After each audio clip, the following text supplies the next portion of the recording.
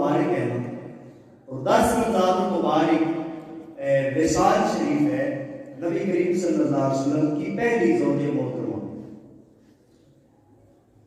ملکہ عرب، اور وہ زوج محترمہ کے جن کو تاریخ میں الزوجۃ الوفیہ کہا جاتا ہے کہ اگر کائنات میں کسی عورت نے مرد سے وفا کی ہو نا، وفا کا ثبوت اور وفا کی مثال دیکھتی ہو، تو حضرت خدیجہ الکبریٰ کی نبی پاک سے بہت وفا دیکھو، اس سے بڑی کوئی وفا نہیں۔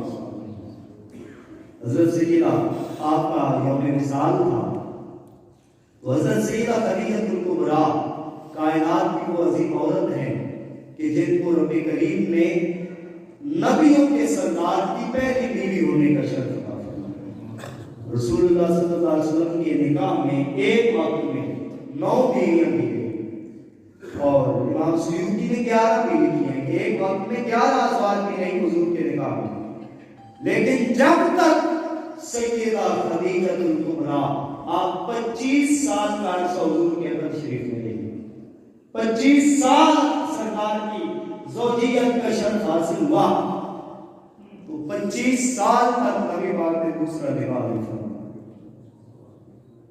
حضرت سیدہ عائشہ صدیقہ رضی اللہ تعالیٰ عنہا آپ فرماتی ہیں کہ مجھے رشک آتا تھا حضرت خدیجہ کی قسمت پر، رشک آتا تھا ان پر، اگرچہ میرے نکاح سے پہلے ہی ان کی وفات ہو چکی تھی، لیکن مجھے ان پہ رشک آتا تھا۔ وجہ کیا تھی؟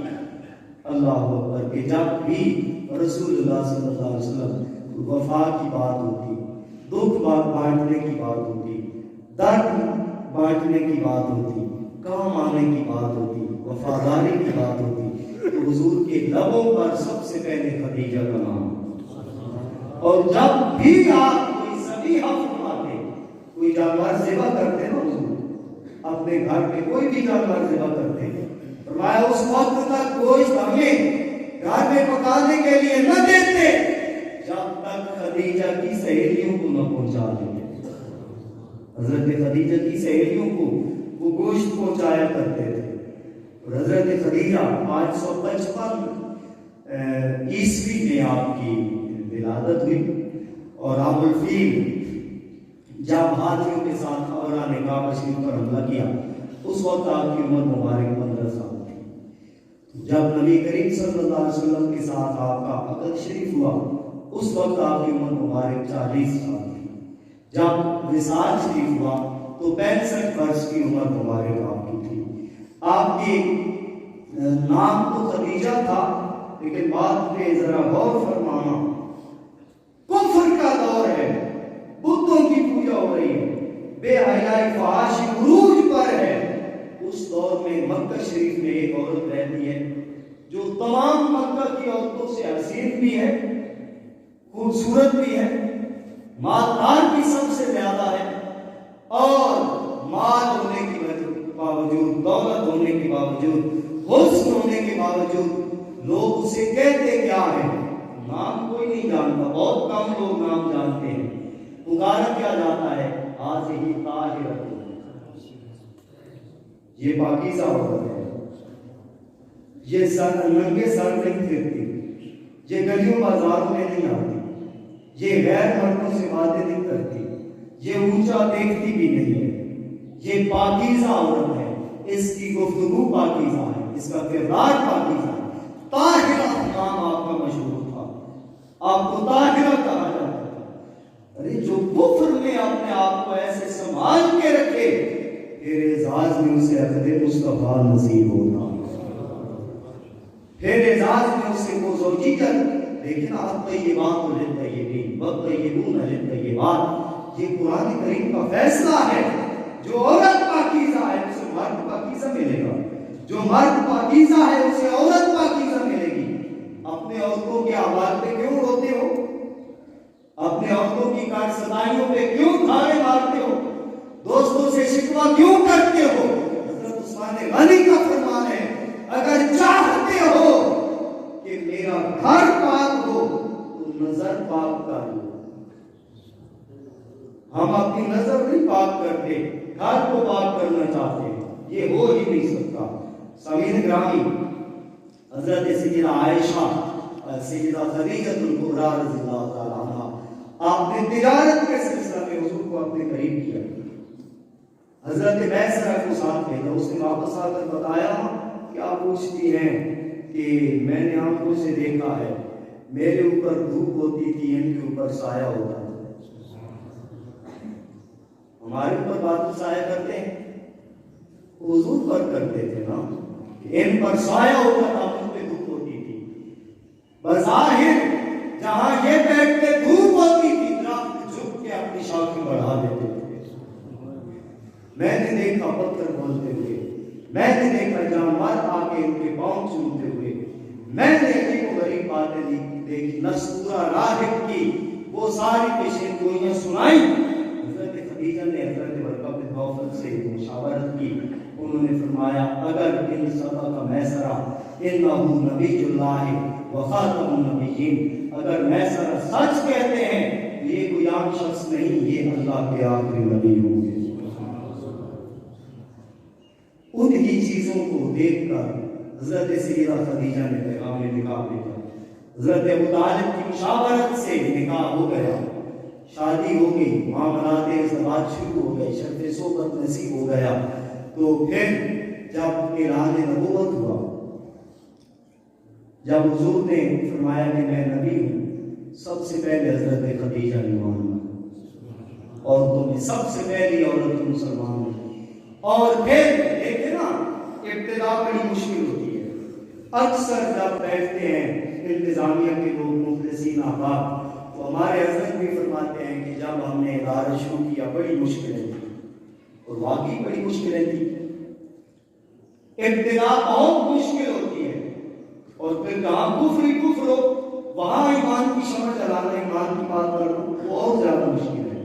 वो मुश्किलें जब लोग ताने देते, जब लोग धमकियां देते, शहादत की धमकियां देते, मार देने की बातें करते, बरादरी वाले निकल जाने के लिए कहते, वो सारी धमकियां, सारी बातें, सारे ताने सुनकर जहां से करार, सुकून और तसल्ली मिलती थी, खुदा की कसम आज सुबह भी मैंने पढ़ा है, हजरत सैयदा खदीजा अपने आंचल से, अपनी चादर के पहलू से जब हुजूर दरवाजे से अंदर दाखिल होते ना, तो आपके रूह अनवर पे पसीना होता, आपके घबराहट का आलम होता। तो हजरत सैयदा खदीजा आपके रूह अनवर से अपनी चादर से पसीना साफ कर रही होती और फरमा रही होती कि परेशान ना हो, ला तहज़न इन्नल्लाह मअका, परेशान ना हो, कोई भी ना आए, आपका रब तो आपके साथ है। उस दुख, उस खलवत, उस तन्हाई और उस मुश्किल और मुसीबत का साथी हजरत खदीजा कुबरा की जात है। और हुजूर ने फरमाया उस वक्त मुझ पर ईमान लाई, आमनत बिहीना कफर बि अन्नास, जब लोग मेरा इनकार कर रहे थे, सद्दक़त बिहीना कज़्ज़बनि अन्नास, मेरी तस्दीक की जब लोग मुझे झुठला रहे थे।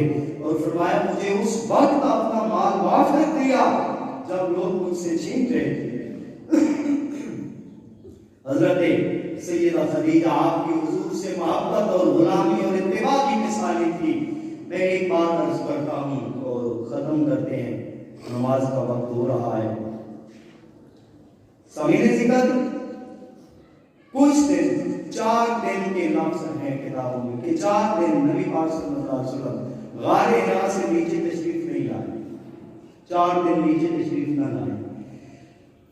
हजरत सैयदा खदीजा वो ज़ौजे मोहतरमा, यहाँ एक और मसला भी वाज़ेह कर दूं, नबी पाक सल्लल्लाहु अलैहि वसल्लम किसी साहबी के घर दावत पे न हो, हुजूर जिहाद में या किसी सफर में न हो, घर हो, खाना घर से खाएं, कभी एक बार भी ऐसा नहीं हुआ कि हुजूर ने किसी ज़ौजे मोहतरमा के साथ एक बर्तन में न खाया।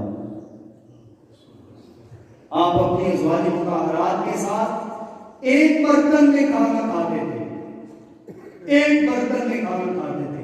शायद 40 साल हमारी शादी को गुजर गए, ये मामला एक दिन भी ना हुआ हो कि जो औरत अपना खानदान लेकर सारा कुछ छोड़ के हमारे साथ आई है, اس کو ایک دن بھی یہ موقع ملا کہ ہمارے ساتھ برتن میں 2 لقمے لے لیں. اور یہ ایک معاشرے کا ناصور ہے کہ اس رشتے میں جب حسن معاشرت ہو، حسن ہو، اچھائی ہو، تو اس پر بڑا عجیب فتویٰ ہم لگا دیتے ہیں. گرامی قدر سامعین، حضور کی سنتیں ہیں، یہ سرکار کی سنتیں، ان میں بڑا حسن ہے، بڑی برکت ہے. حضرت خدیجہ جو کھانا حضور کے ساتھ تناول فرماتی تھی، 4 دن سے حضور آئی نہیں، کھانا بنایا اور تشریف لے کے غار حرا. اب رستہ بھی بنا ہوا ہے، پھر بھی چڑھنا مشکل ہوتا ہے، جوان آدمی بھی تھک جاتا ہے. رستہ بھی نہیں تھا، آپ اوپر تشریف لے گئے تو قریب تھی غار کے، ادھر سے اللہ تعالیٰ نے حضرت جبریل کو بھیجا اور فرمایا کہ آپ سے یہ عرض کرو کہ آپ کی زوجہ محترمہ آ رہی ہیں، آپ ان سے محبت سے پیش آئیں، ان کے ساتھ مل کے کھانا کھائیں، اور یہ کہ ان ربک یقرأ علیہ السلام، خدیجہ کی وفا پر اس کا رب بھی سلام فرما رہا ہے. وجبریل یسلم علیہ، اور جبریل بھی سلام کر رہے ہیں. جس رشتے کو جبریل سلام کرے، رب جلیل سلام کرے، کیا محبت کا رشتہ ہوگا. اور آپ کے وصال شریف کی آخری بات میں عرض کروں، حضرت سیدہ خدیجہ الکبریٰ، آپ کا وصال شریف قریب تھا، مرض الموت میں تھی. آپ نے اپنی شہزادی محترمہ مخدومہ کونین سیدہ فاطمہ الزہرا سلام اللہ علیہا، آپ کو حکم دیا کہ ابا جی کے پاس جاؤ اور عرض کرو کہ اب میرا وقت قریب ہے اور میری یہ خواہش ہے. اللہ اکبر، اللہ اکبر، اللہ اکبر، یہ آخری خواہش ہے. فرمایا کہ عرض کرنا میری یہ خواہش ہے کہ آپ اپنی قمیض مبارک میں وہ میرے لیے کفن کے طور پہ استعمال ہو، مجھے کفن آپ کی قمیض مبارک میں دیا جائے. اللہ اکبر. جب یہ پیشکش کی تو پھر نبی کریم صلی اللہ علیہ وسلم نے حکم کیا فرمایا؟ آپ نے کیا فرمایا؟ فرمایا فاطمہ امی جی سے جا کے کہنا یہ تو تم نے قمیض مانگی ہے، لو طلبت جلدی نہ آتیت کہ، اگر تم کہتے نا کہ یہ چمڑی اتار کے تو میں یہ بھی حاضر کر لیتا. زیادار سامعین، یہ وفا کا اور حیا کا ایک کھلا باب ہے. حضرت سیدہ خدیجہ الکبریٰ رضی اللہ تعالی عنہا. اللہ تعالی ہماری عورتوں کو، ہماری بچیوں کو، ہماری بہنوں کو، ہماری بیویوں، ہماری ماؤں کو حضرت سیدہ خدیجہ رضی اللہ تعالی عنہا کے نقش قدم پر چلنے کی توفیق عطا فرمائے. آخر دعوانا الحمدللہ.